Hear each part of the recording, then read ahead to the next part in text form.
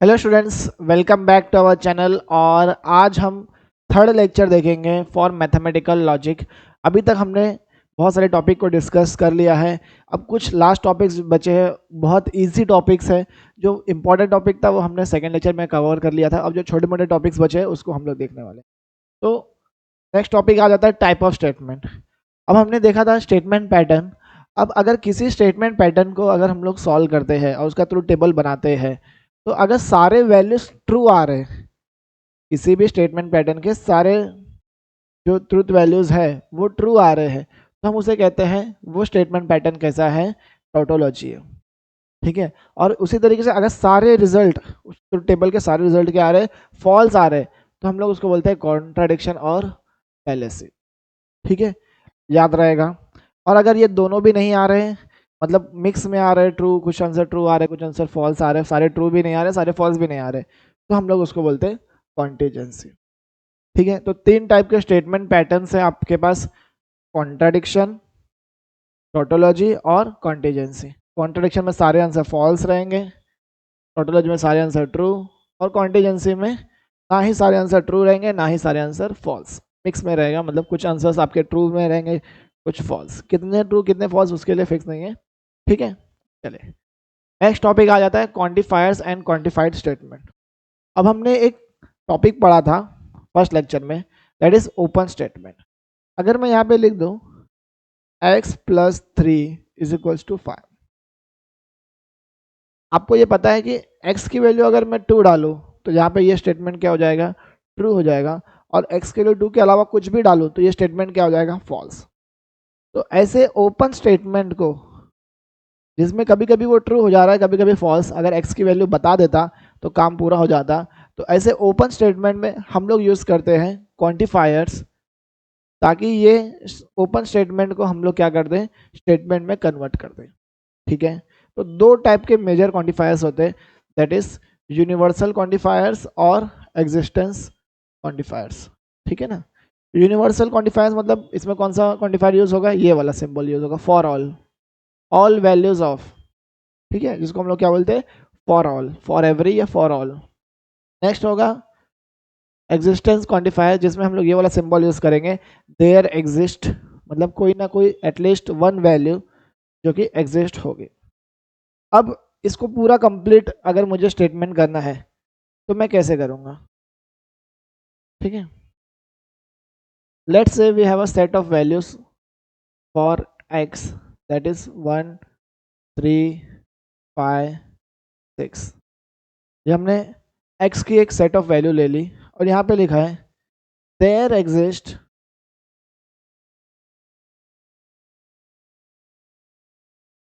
x belongs to a such that x+3 = 5। मतलब क्या बोला हमें, एक एटलीस्ट एक वैल्यू a में से आप x की ले लोगे। ठीक है ना, a सेट में से एक x की वैल्यू अगर मैं यहाँ पे पुट करूँ तो वो क्या हो जाएगा, उसमें अगर 3 ऐड करूँ तो वो 5 हो जाएगा। तो क्या ऐसे कोई एक भी वैल्यू इसमें पुट करने पे 5 हो रहा है। ठीक है, तो यहाँ पे ये स्टेटमेंट कंप्लीट हो गया है और ये स्टेटमेंट है फॉल्स स्टेटमेंट।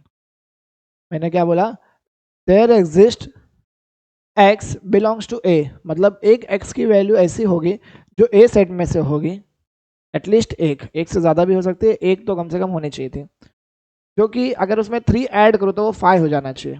तो ऐसी कोई भी x की वैल्यू है जिसमें 3 ऐड करने पे 5 हो रहा है, इसमें से नहीं, ऐसी कोई भी x की वैल्यू नहीं है। इसका मतलब ये वाला जो स्टेटमेंट है ये फॉल्स स्टेटमेंट हो।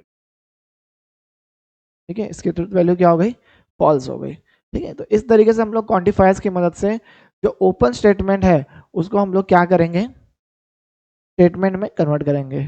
ठीक है, चलिए तो दो टाइप के क्वांटिफायर्स है, देयर एग्जिस्ट मतलब एटलीस्ट एक वैल्यू। अगर यहीं फॉर ऑल लिख देता तो ऐसा बोलता है, यहाँ पे देयर एग्जिस्ट की जगह फॉर ऑल लिख देता तो क्या हो जाता है, सारे के सारे ए सेट में से वैल्यूज में अगर मैं 3 ऐड करूँ तो वो = 5 हो जाएगा। ठीक है, तो वहाँ पे फॉर ऑल मतलब सारी के सारी वैल्यूज ए सेट में से। ठीक है, नेक्स्ट आता है प्रिंसिपल ऑफ ड्यूअलिटी। ये सबसे इजीएस्ट टॉपिक है, इससे इजी कोई टॉपिक हो ही नहीं सकता। इसमें करना क्या है, एकदम सिंपल सा तरीका है, जहाँ पे स्टेटमेंट में और रहेगा उसकी जगह एंड लिख देंगे, जहाँ एंड रहेगा वहाँ और लिख देंगे, जहाँ टोटोलॉजी रहेगा वहाँ कॉन्ट्राडिक्शन लिख देंगे, जहाँ कॉन्ट्राडिक्शन रहेगा वहाँ टोटोलॉजी, और बाकी किसी भी सिंबल को चेंज नहीं करेंगे। जैसे मैं एक एग्जांपल ले लेता हूँ, एक स्टेटमेंट ले लिया, milk is white and sky is blue. तो ये एक स्टेटमेंट हो गया, मुझे इसका ड्यूअल लिखना है, तो क्या हो जाएगा इसका ड्यूअल, मिल्क इज वाइट का ड्यूअल लिख रहा हूँ मैं, क्या हो जाएगा बताओ, मिल्क इज वाइट, एंड की जगह आएगा और स्काई इज ब्लू। देखो कितना सिंपल स्टेटमेंट है, कितना सिंपल तरीके से हम लोग, बस एंड की जगह मुझे क्या लिखना है और की जगह क्या लिखना रहेगा एंड, टोटोलॉजी की जगह कॉन्ट्राडिक्शन और कॉन्ट्राडिक्शन की जगह टोटोलॉजी, बस यही चीज़ आप लिख लोगे तो हो जाएगा आपका स्टेटमेंट का डुअल। ठीक है, डुअल लिखना बहुत आसान है। हो गए हमारे टॉपिक ऑलमोस्ट कंप्लीट। अब हम कुछ क्वेश्चंस और सॉल्व कर लेते हैं। यहाँ पे देखते हैं स्टेटमेंट पैटर्न बोला है, द स्टेटमेंट पैटर्न दिस, यहाँ पे पूछा है कि ये जो स्टेटमेंट पैटर्न दिया है वो कॉन्टीजेंसी है या टोटोलॉजी है, कॉन्ट्राडिक्शन है या किसी दूसरे स्टेटमेंट पैटर्न के इक्विवेलेंस है। ठीक है, ये डबल इम्प्लीकेशन में आपको पता है ना, जब दोनों ट्रू रहेगा तो ट्रू आएगा, दोनों फॉल्स रहेगा तो फॉल्स, सॉरी दोनों ट्रू रहेगा तो ट्रू आएगा, दोनों फॉल्स रहेगा तो भी ट्रू आएगा, और अलग अलग रहेगा तो यहाँ पे फॉल्स आता है रिजल्ट। ठीक है, चलो तो सबसे पहले हम लोग इसका ट्रूथ टेबल बनाएंगे और चेक करेंगे कि क्या आने वाले रिजल्ट। तो ट्रूथ टेबल बनाने के लिए सबसे पहले मैं देख लूँगा कितने वेरिएबल्स यूज़ किए गए यहाँ पे।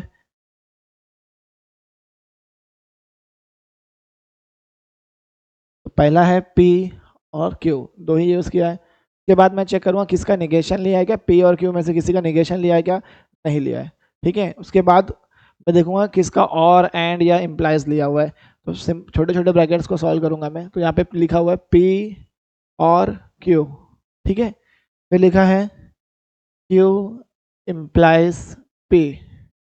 नेक्स्ट और कोई ब्रैकेट है, छोटा ब्रैकेट नहीं। अब ये बड़े ब्रैकेट्स को लूंगा मैं, ये let's say this is the first bracket and this is the second bracket.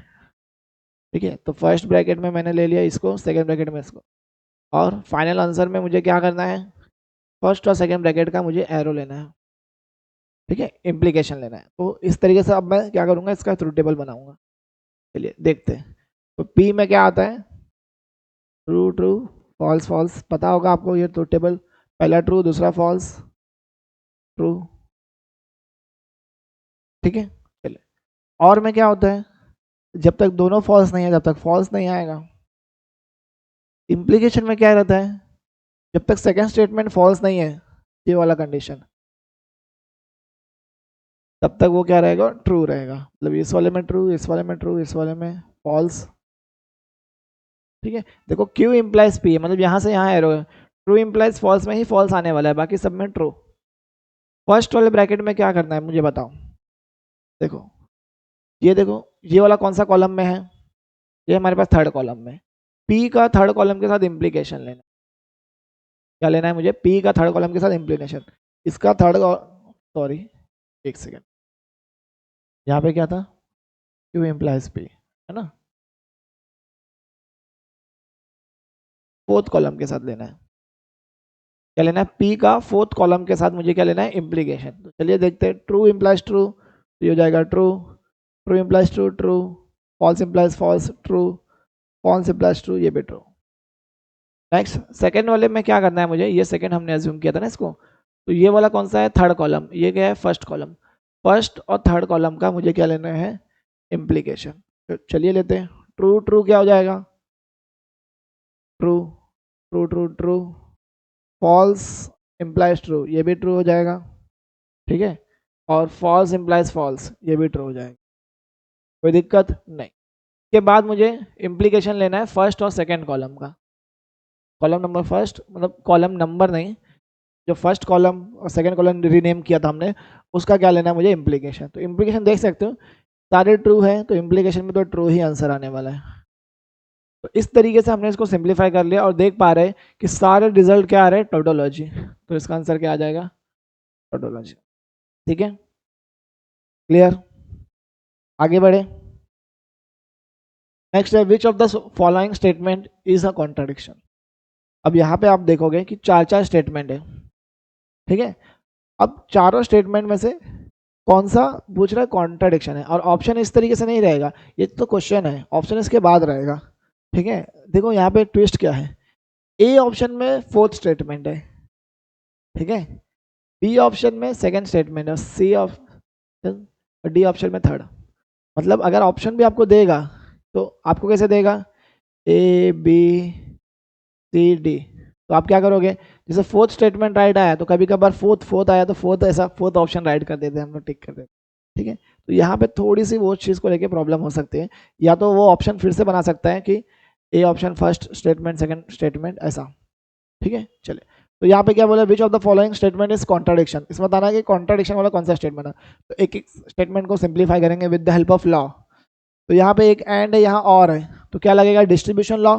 Distribution law, इसको डिस्ट्रीब्यूट करिए फटाफट, क्या हो जाएगा, निगेशन पी और निगेशन क्यू, फिर आएगा एंड क्यू और निगेशन क्यू।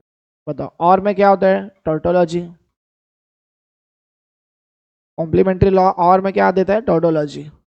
अब यहाँ पे कोई भी स्टेटमेंट का एंड ले लो ट्रू के साथ, तो क्या आ जाएगा, वही स्टेटमेंट आ जाता है, ठीक है। तो क्या आ जाएगा, नेक्स्ट पी और निगेशन क्यू, याद है ना ये law, identity law, P and T क्या रिजल्ट देता है, पी देता है। तो किसी भी स्टेटमेंट का एंड ले लो टी के साथ तो वही स्टेटमेंट आ जाता है फिर से। तो ये हो गया कि इसका आंसर तो हमारे पास नहीं आ रहा है, ठीक है। चलिए नेक्स्ट, बी ऑप्शन चेक करते हैं हम लोग, बी ऑप्शन चेक करेंगे, क्या हो जाएगा, पी इम्प्लाइज क्यू, तो इसको ओपन कर दो, क्या हो जाएगा, निगेशन पी और क्यू, और पी एंड निगेशन क्यू। चलिए इसमें से क्या करते हैं, निगेशन कॉमन ले लेते हैं, डी मॉर्गन्स लॉ लगा देते हैं, तो क्या हो जाएगा, पी एंड निगेशन क्यू और पी एंड निगेशन क्यू। देखो सेम स्टेटमेंट है दोनों, बस एक का निगेशन है और एक का निगेशन नहीं है, तो कॉम्प्लीमेंट्री लॉ लगे तो इसका आंसर क्या आ जाएगा, टोटोलॉजी, ठीक है। कॉम्प्लीमेंट्री लॉ लगने से ये क्या आ जाएगा, सेम स्टेटमेंट का निगेशन है और सेम स्टेटमेंट का कुछ भी नहीं है सिंबल, तो दोनों का और लो तो क्या आ जाएगा, टोटोलॉजी। तो बी ऑप्शन भी गलत हो गए, अपने को कॉन्ट्राडिक्शन स्टेटमेंट होना था।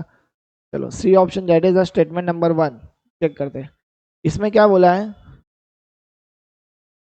अच्छा सब सारे और है, सारे और सिंबल के साथ ही है, तो इसमें एसोसिएटिव लॉ लगेगा। एसोसिएटिव लॉ कैसा होगा, किसी को दो लोग को एसोसिएट कर लो, नेगेशन पी और पी को एसोसिएट कर लिया, बीच में और क्यू और नेगेशन क्यू को एसोसिएट कर लिया, फटाफट दो बार कॉम्प्लीमेंट्री लॉ लगाएंगे, टोटोलॉजी आ गया, तो मतलब सी ऑप्शन भी गलत है,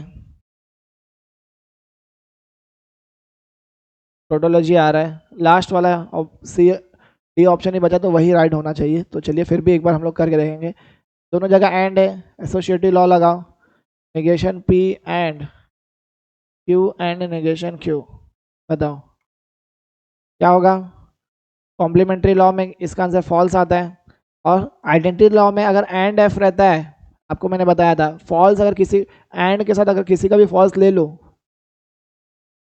किसी भी स्टेटमेंट का फॉल्स के साथ अगर एंड ले लो तो इसका आंसर क्या आता है, फॉल्स ही आता है, ठीक है। तो D option is the correct option.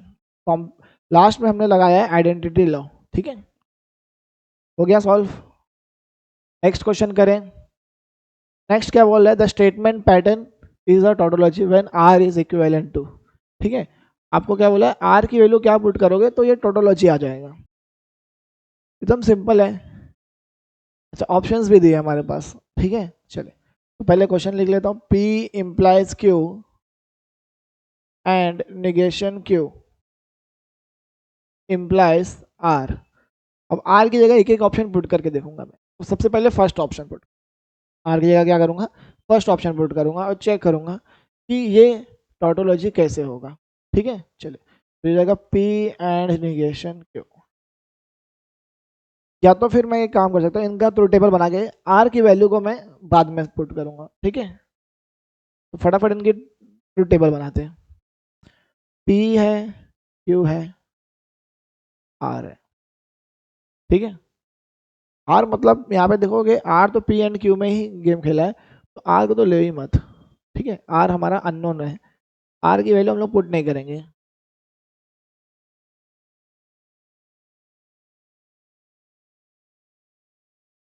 ठीक है, आर अभी हम लोग नहीं पुट करेंगे, आर हमें बाद में पुट करना होगा, मैं बताऊंगा कैसे करना है। फिर नेक्स्ट है पी इम्प्लाइज क्यू। नेक्स्ट है हमारे पास पी इम्प्लाइज क्यू का, पी इम्प्लाइज क्यू का एंड लेना है नेगेशन क्यू के साथ।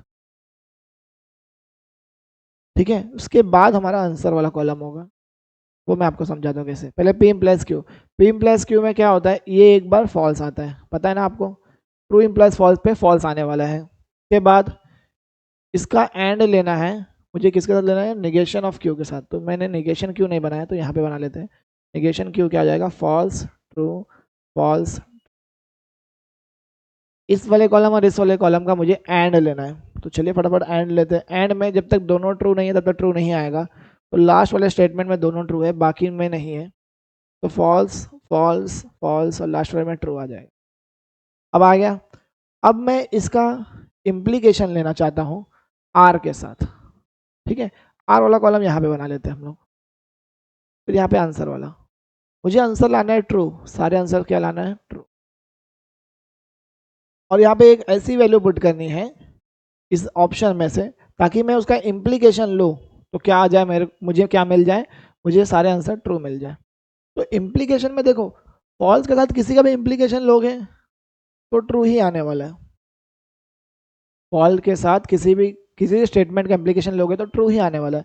लफड़ा यहाँ पे है, ट्रू के साथ अगर मैं फॉल्स का इम्प्लीकेशन ले लूँ, ट्रू का अगर मैं फॉल्स के साथ इम्प्लीकेशन ले लूँ तो ट्रू नहीं आने वाला है। तो यहाँ पे मुझे कंपलसरी ट्रू चाहिए, तो हम चेक करेंगे कौन से ऑप्शन में यहाँ पे कंपलसरी ट्रू आ रहा है।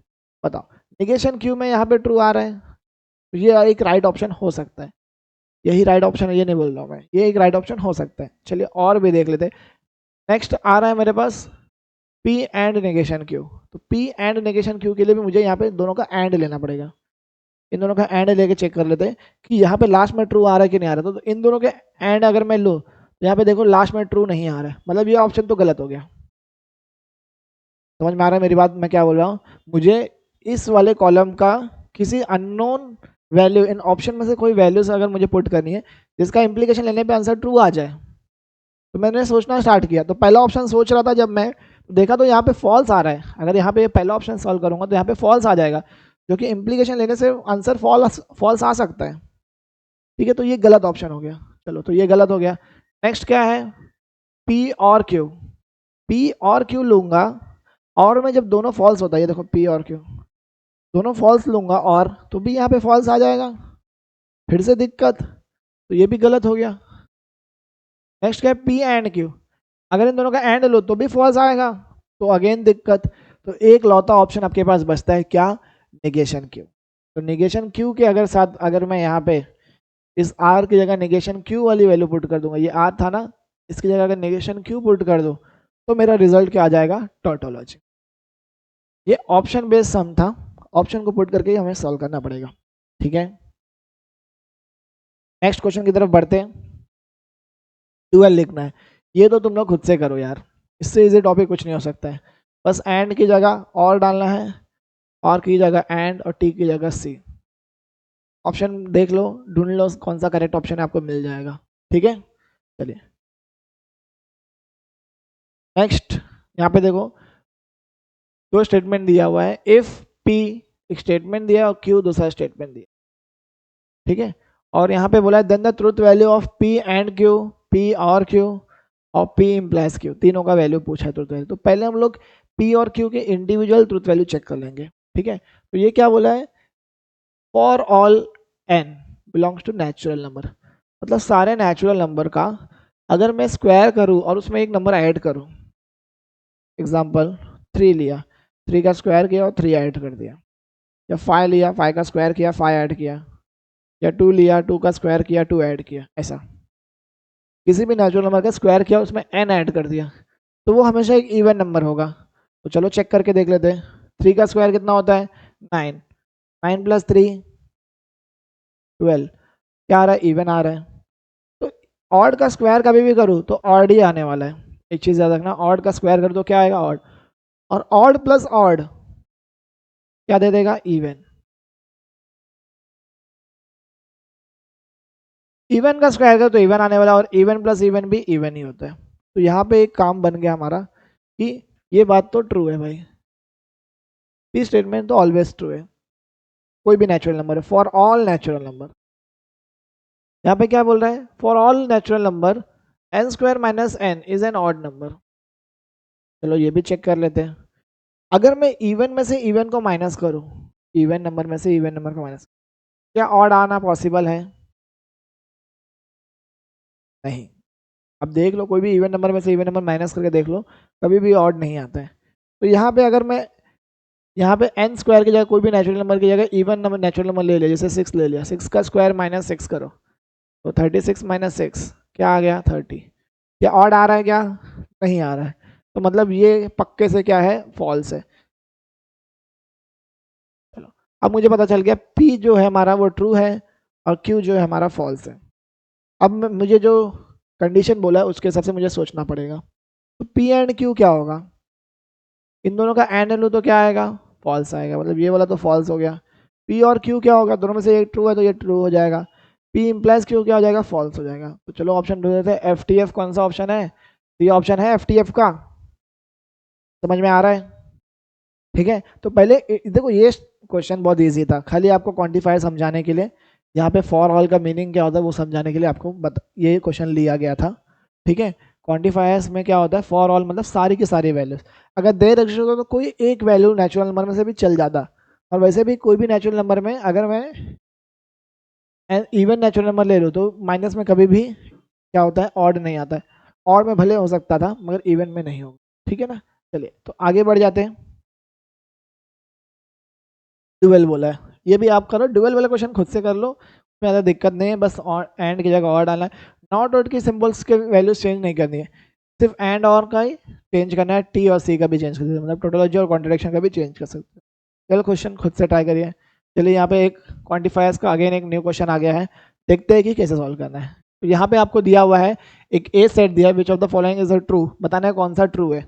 ठीक है, तो क्या बोल रहे हैं, for all x belongs to A, मतलब कोई भी वैल्यू अगर ए सेट में से ले लो, सारी की सारी वैल्यू उसके लिए ट्रू होनी चाहिए। ठीक है, अगर मैं उसमें 6 ऐड करूँ तो वो 9 से बड़ा होना चाहिए, या इक्वल टू 9 भी चलेगा, ग्रेटर देन इक्वल टू 9 बोला है। ठीक है, चलो इसमें अगर मैं 2 ऐड करूँ, 2 प्लस 6 कितना होता है 8, क्योंकि 9 से बड़ा तो नहीं आ रहा है, मतलब पहला वाला तो फॉल्स हो गया, तो पहले वाले का तो ऑप्शन नहीं होगा। सेकंड बोल रहा है for all x belongs to A, उसमें 6 ऐड करो तो 9 से बड़ा होगा, ये दोनों ही ऑप्शन उसने सेम बना दिया है। ठीक है, देखते हैं यहाँ पे कुछ तो करेक्शन होगा, दोनों ही ऑप्शन सेम बना दिया, तो इसको हम लोग बाद में आगे देखते हैं। ठीक है, नेक्स्ट क्या बोले, there exist X such that, अच्छा सच दैट मतलब कोई ना कोई एक वैल्यू ए में से जरूर ऐसी होगी जिसमें 3 ऐड करने पे वो 10 हो जाता है, तो ऐसे कोई भी वैल्यू है क्या यहाँ पे जिसमें 3 ऐड करने पे 10 हो रहा है, नहीं, तो ये भी गलत ऑप्शन हो गया।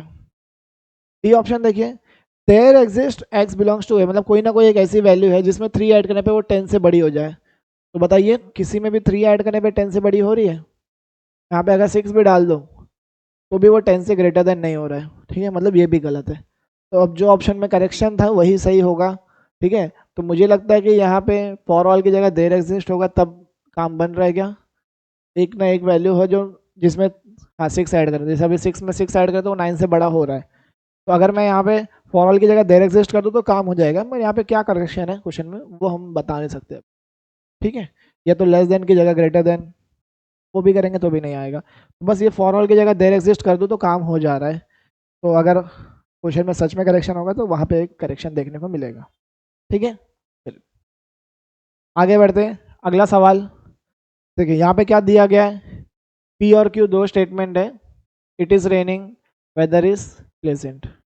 ठीक है, then simplified form of it is not true, it is not true का मतलब होता है negation, it if it is raining P then the weather is not pleasant, weather is pleasant बोला है तो क्यों, तो नॉट प्लेजेंट बोला तो निगेशन क्यों। ठीक है, ये है अपना क्वेश्चन, अब इसको सिंप्लीफाई करने बोले, तो कैसे सिंप्लीफाई करेंगे बताओ, पहले इम्प्लाइज को सिंप्लीफाई करो, क्या हो जाएगा इम्प्लीकेशन का नेगेशन पी और सेकेंड वाला statement same as it is, बाहर नेगेशन साइन रह गया। अब बताओ डी मॉर्गन्स लॉ लगा दो, क्या होगा पी एंड क्यू। तो समझ गए होंगे कौन सा ऑप्शन होगा, पी एंड क्यू मतलब it is raining and weather is pleasant, तो it is raining and the weather is pleasant last option है, तो ये ऑप्शन आप टिक कर सकते। समझ में आया मेरी बात? अगला सवाल देखते हैं। नेक्स्ट क्वेश्चन देखो जरा स्क्रीन पे, क्या बोल रहा है, the negation of the statement 7 is greater then 4 और 6 is less than. D Morgan's law simply लगा दो, क्या हो जाएगा 7 is not greater than 4 and 6 is not less than 7। ठीक है, ऑप्शन ढूंढ लेना, टिक कर लेना। बहुत सिंपल सिंपल क्वेश्चंस आते हैं, जितने भी क्वेश्चंस आपके यहाँ पे स्क्रीन पे हमने सॉल्व कराया है वो PYQ से, मतलब पिछले 2-3 सालों में आए हुए क्वेश्चन है। ठीक है, द निगेशन ऑफ, इसका निगेशन बोला है, तो देखो निगेशन का रूल याद है सबको, देयर एग्जिस्ट का क्या हो जाएगा, फॉर ऑल के लिए क्या हो जाएगा, there exist x belongs to natural number, x square plus x is not even number, is not even number. चलो ऑप्शन देख लो। ठीक है, for all there exist, there exist वाला ऑप्शन रहेगा, तो n such that x square is not an even number, D option. चलो आगे बढ़े, तो यहाँ पे इस क्वेश्चन में थोड़ा सा करेक्शन है, इसका क्या करना है, इसका निगेशन लिखना है। ठीक है, negation of the following state, क्या करना है, निगेशन लिखना है। यहाँ पे जो क्वेश्चन है वो किस फॉर्म में है, इफ एंड ओनली इफ। तो यहाँ पे आप देख सकते हो दो स्टेटमेंट है, the number is an odd number, तो उसको P मान लिया, if and only if. Second statement क्या है, इट इज डिविजिबल बाय 3, इसको Q मान लिया। ठीक है, इसका निगेशन लिखना है, तो बताओ बाय कंडीशनल का निगेशन का लॉ याद है, क्या होता था बताओ, P एंड निगेशन Q और Q एंड निगेशन P। बस अब इसके फॉर्म में आप ऑप्शन ढूंढ लीजिए कौन सा ऑप्शन राइट होगा, that is the correct option. ठीक है, आगे बढ़े, आपको ढूंढना है बस इस फॉर्म में कौन सा ऑप्शन राइट है। नेक्स्ट अगेन निगेशन का क्वेश्चन आ गया है, निगेशन लिखना है, for all x is a complex number such that, या तो x स्क्वायर लेस देन 0। ठीक है, चलो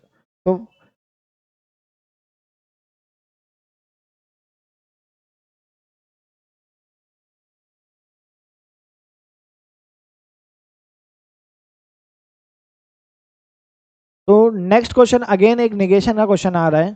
निगेशन यहाँ पे क्या करना है, निगेशन लिखना है किसका, इफ देन करके दो स्टेटमेंट लिखा हुआ है, यहाँ पे एक पहला स्टेटमेंट P और दूसरा स्टेटमेंट Q। ठीक है, चलिए तो P इम्प्लाइज Q, इसका निगेशन लिखना है, क्या आता है बताओ, P एंड निगेशन Q। तो बस इसके हिसाब से अब ऑप्शन बनाएंगे हम लोग, तो P एज इट इज रहेगा, मतलब for all x belongs x is a complex number, x is a complex number and negation Q का निगेशन लिखना है, तो क्या हो जाएगा बताओ, x square is greater than equal to 0। देखो लेस देन का लेस देन अगर रहेगा तो इसका जो रहता है निगेशन क्या लिखते हैं हम लोग, ग्रेटर देन और इक्वल टू। तो कौन सा ऑप्शन है देख लो आप फटाफट, फॉर ऑल ये वाला। ठीक है ना, बहुत इजी क्वेश्चन आते हैं, बस आपको सारे लॉज अच्छे से याद रहेंगे तो आप क्वेश्चन इजीली सॉल्व कर पाओगे। ठीक है, अगला सवाल देखते हैं। ओके, नेक्स्ट टॉपिक है आप लोग का स्विचिंग सर्किट।